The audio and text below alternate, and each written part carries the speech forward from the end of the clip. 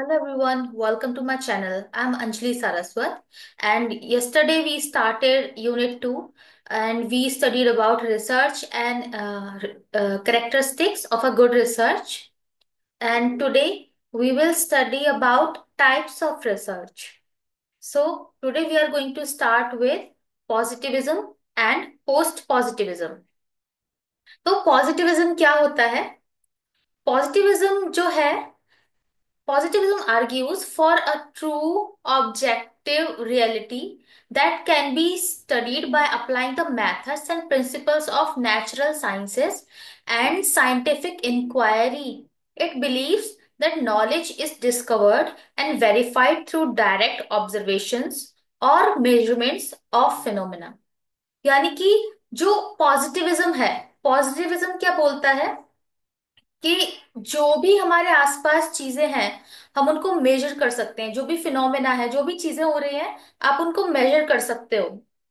और जो भी आप अपनी आंखों से देखते हो, कानों से सुनते हो, यानी आप भी आपके जितने भी सेंसेस हैं, इससे आप जिन भी चीजों को महसूस कर सकते हो या फिर देख सकते हो, इन सभी चीजों को मेजर कर सकते हो।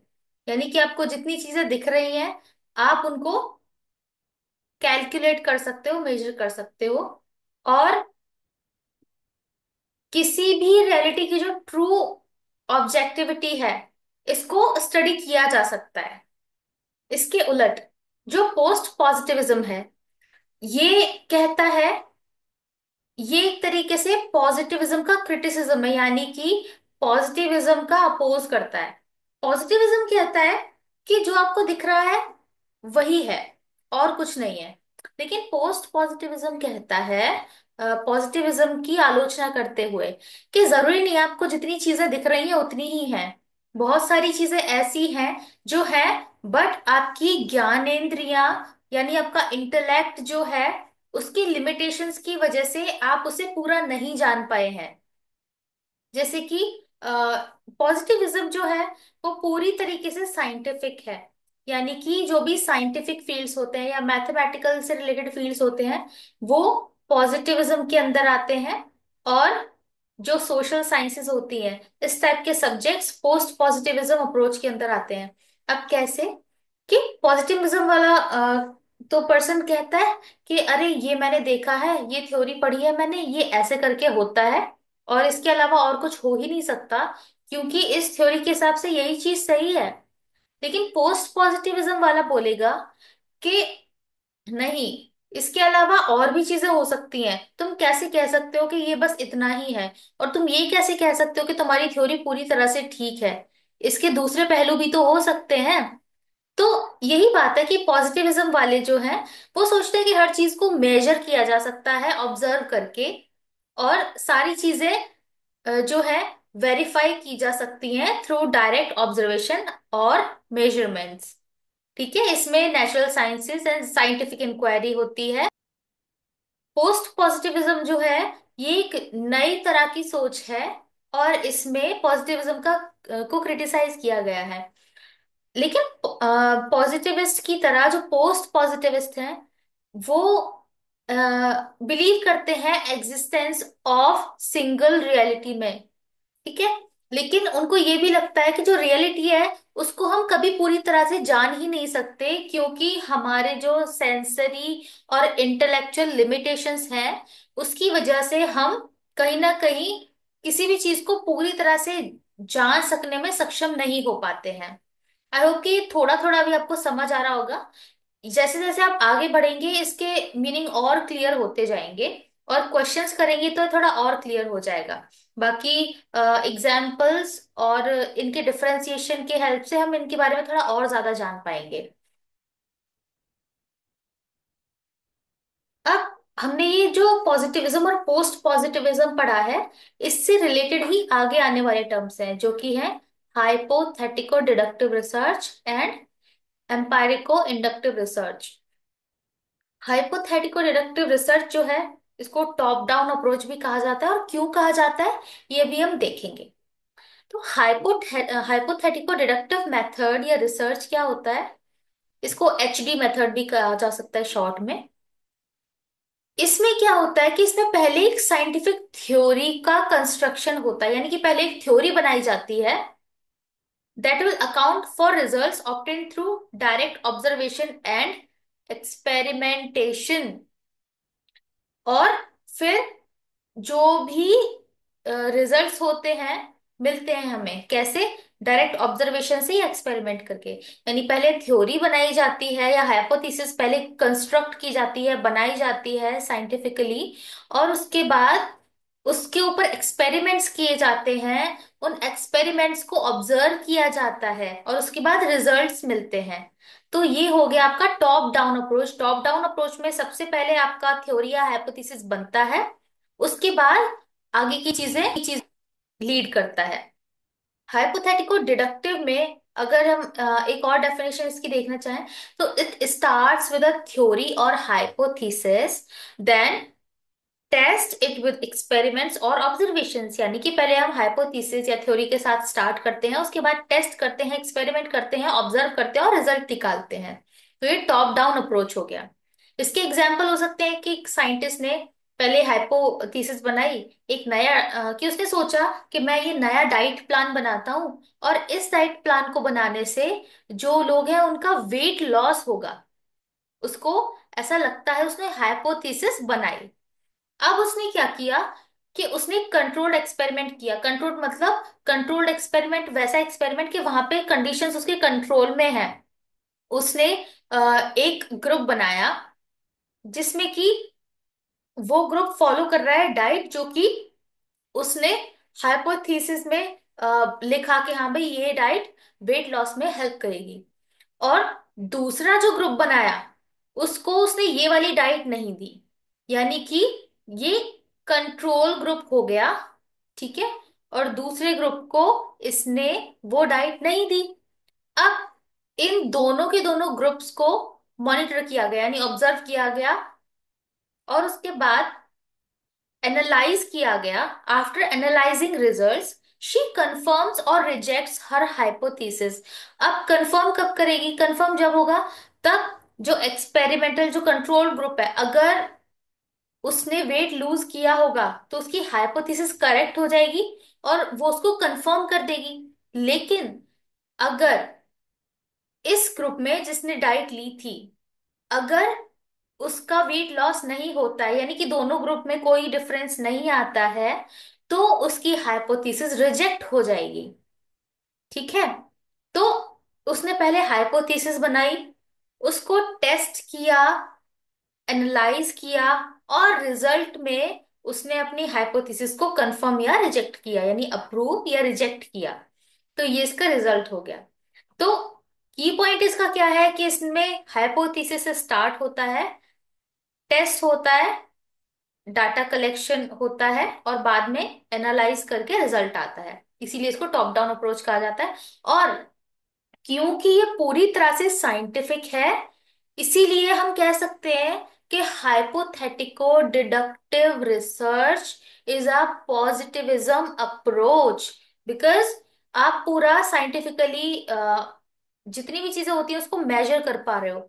अभी हमने क्या पढ़ा था पॉजिटिविज्म में कि इसमें it believes that knowledge is discovered and verified through direct observations or measurements of phenomena। तो अब इसमें क्या हुआ, उसने मेजर किया ना, उसने एक्सपेरिमेंट किया, उसने मेजर किया, उसके बाद वो एक कंक्लूजन पे, एक रिजल्ट पे पहुंची।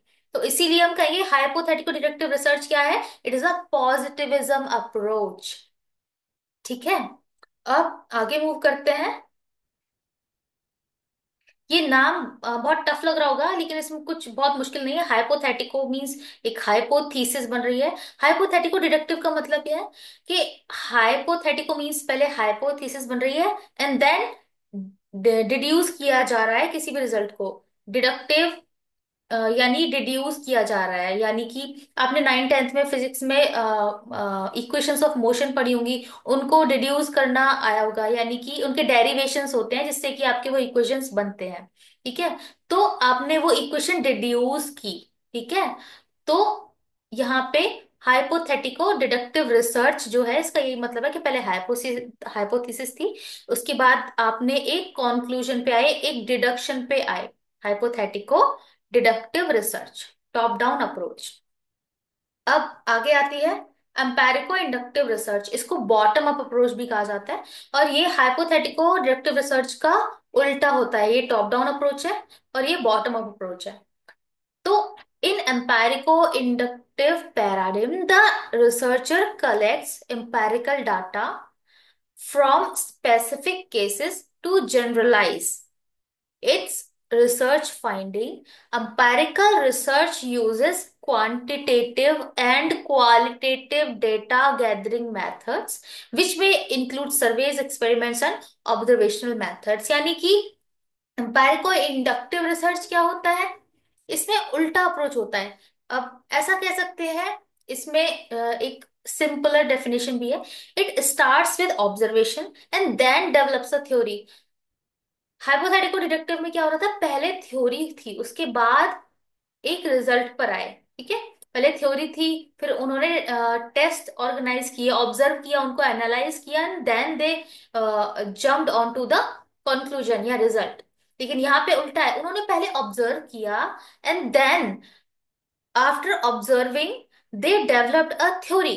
एम्पायरिको इंडक्टिव रिसर्च में उल्टा होता है, पहले ऑब्जर्वेशन होता है, उसके बाद थ्योरी डेवलप की जाती है, कंस्ट्रक्शन ऑफ थ्योरी होता है। अब एक एग्जाम्पल देखिए, न्यूट्रिशन वाले एग्जाम्पल से। A nutritionist notices that people who eat a plant based diet seem to have lower cholesterol. यानी कि जो लोग प्लांट बेस्ड डाइट ले रहे हैं, उनका जो है कोलेस्ट्रॉल लेवल कम है। ठीक है, अब उसने क्या किया, उसने ये ऑब्जर्व किया कि ऐसा है। अब इसको कंफर्म करने के लिए उसने क्या किया, he collects data from multiple people. उसने बहुत सारे लोगों से डाटा कलेक्ट किया जो अलग अलग डाइट्स फॉलो कर रहे थे, जिसमें प्लांट बेस्ड या मीट बेस्ड कोई भी डाइट हो सकती है। उसके बाद उसने उनको एनालाइज किया, जो भी डाटा उसके पास आया। After analysing trends he develops a theory. उसने उसके बाद में थ्योरी डेवलप की that plant based diets help lower cholesterol.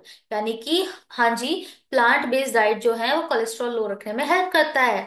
ठीक है, अब इसके पीछे बहुत सारे कारण हो सकते हैं, क्योंकि जो एनिमल बेस्ड डाइट होती है उसमें कोलेस्ट्रॉल होता है, प्लांट्स में कोलेस्ट्रॉल नहीं होता है, it is made in animal body. तो इसीलिए प्लांट बेस्ड डाइट जो है वो कोलेस्ट्रॉल को लो रखने में हेल्प करता है। तो एम्पायरिको इंडक्टिव रिसर्च यानी बॉटम अप रिसर्च का की पॉइंट क्या हो गया, it starts with observations and builds up a theory based on patterns. तो इस तरह से hypothetical deductive research and empirico inductive research एक दूसरे के उल्टे हैं। और एम्पायरिको इंडक्टिव रिसर्च को कहा जा सकता है कि ये पोस्ट पॉजिटिविज्म अप्रोच भी है। आगे देखते हैं।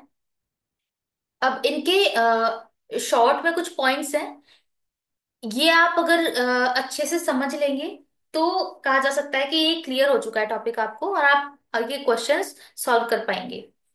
तो हाइपोथेटिकल डिडक्टिव और एम्पायरिको इंडक्टिव रिसर्च के डिफरेंसेस क्या है। हाइपोथेटिकल डिडक्टिव रिसर्च किस टाइप की रिसर्च है, it is a type of quantitative research. ठीक है, और ये क्वालिटेटिव रिसर्च है। क्वांटिटेटिव मींस इसमें नंबर्स होते हैं जिनको एनालाइज करके या फिर कैलकुलेट करके आपका एक रिजल्ट निकलता है। Empirico inductive is more of a qualitative kind of research. ठीक है, तो ये इन दोनों का डिफरेंस हो गया। Hypothetical deductive is quantitative, whereas empirical inductive is qualitative research। आपका हाइपोथेटिकल डिडक्टिव रिसर्च जो है ये पॉजिटिविज्म अप्रोच के अंदर आता है, और एम्पायरिको इंडक्टिव पोस्ट पॉजिटिविज्म अप्रोच के अंडर आता है। हाइपोथेटिकल डिडक्टिव रिसर्च जो है वो जनरलाइजेशन या सिंगल रियलिटी पे काम करती है। ठीक है, इसमें आप जनरलाइजेशन या एक सिंगल रियलिटी फॉर्म करने की कोशिश करते हैं। और एम्पायरिको इंडक्टिव में पार्टिसिपेंट्स का पर्सपेक्टिव भी मैटर करता है, क्योंकि ये पोस्ट पॉजिटिविज्म अप्रोच वाली रिसर्च है। अब इसमें जो हाइपोथेटिकल डिडक्टिव है, जब ये क्वांटिटेटिव है, साइंटिफिक है, ठीक है, तो इसमें कंट्रोल्ड सेटिंग्स होती हैं, जैसा कि हम यहाँ पर पढ़कर आए थे अभी।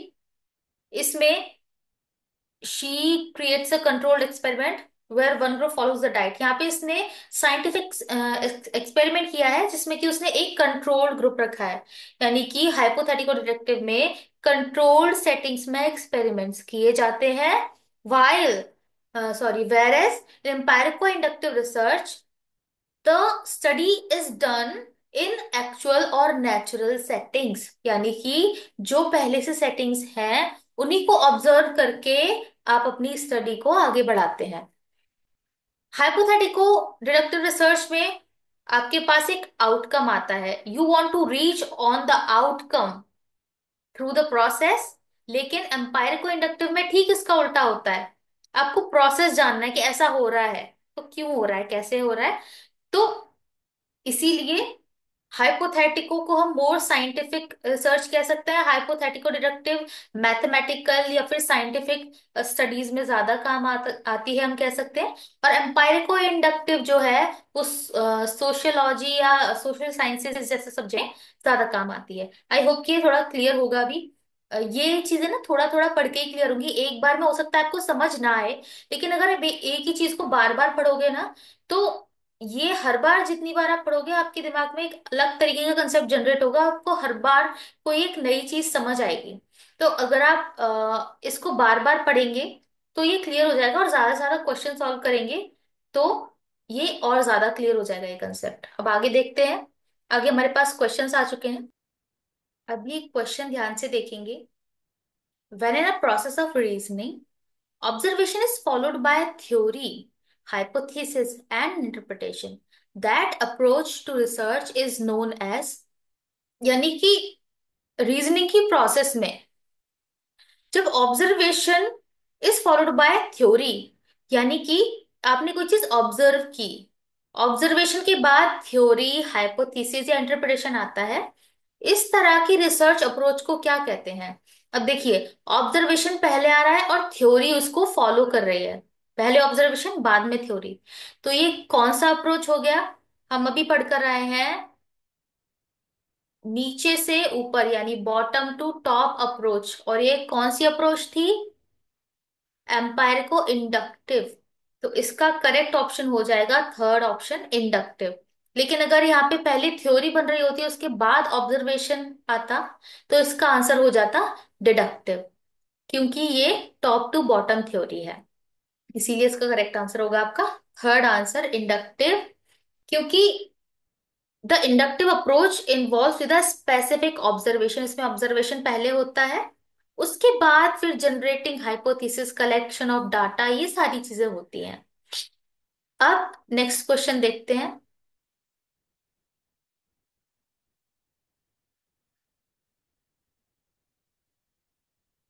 ये है आपका next question. In inductive approach theory is generated out of, inductive approach में थ्योरी कैसे जनरेट की जाती है। अब देखिए, दूसरी थ्योरी की हेल्प से जनरेट की जाती है, फील्ड नोट से जनरेट की जाती है, रिसर्च की जाती है, या फिर सिंपल ऑब्जर्वेशन की जाती है। तो सिंपल ऑब्जर्वेशन से तो काम नहीं चलेगा भाई, फील्ड नोट से भी काम नहीं चलेगा, और दूसरी थ्योरी से भी नहीं चलेगा। इसका मोस्ट अप्रोप्रिएट आंसर होगा रिसर्च डन, यानी कि थ्योरी किससे, रिसर्च हो रही है उसके बाद आप ऑब्जर्वेशन कर रहे हो, एनालाइज कर रहे हो चीजें, उसके बाद ही तो आप जनरेट कर पा रहे हो थ्योरी, इसीलिए आपका सेकंड ऑप्शन करेक्ट हो जाएगा।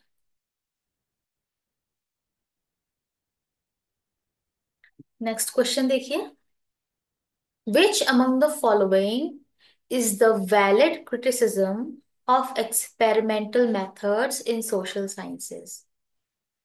अब हमारे पास चार स्टेटमेंट्स है, चार ऑप्शंस हैं, इसमें से हमें बताना है कि एक्सपेरिमेंटल मेथड्स का एक वैलिड क्रिटिसिज्म क्या होगा, यानी एक्सपेरिमेंटल मेथड्स के बारे में क्या ऐसी चीज है जो थोड़ी खराब लगती है अगर सोशल साइंस के पर्सपेक्टिव से देखा जाए तो। यानी कि ऐसा क्या है जो कि एक्सपेरिमेंटल मेथड्स को हर एक सेटिंग में नहीं कर सकता, यानी कि हर सेटिंग में ये एप्लीकेबल नहीं होता है। तो देखते हैं इन चारों ऑप्शन में से कौन सा ठीक है।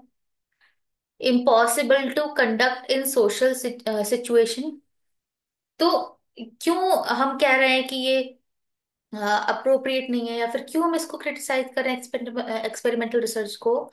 क्योंकि इसको सोशल सिचुएशन में अप्लाई नहीं किया सकता, बिल्कुल इम्पॉसिबल ही है, या इसको इम्पॉसिबल है अप्लाई करना सोशल सेटिंग में।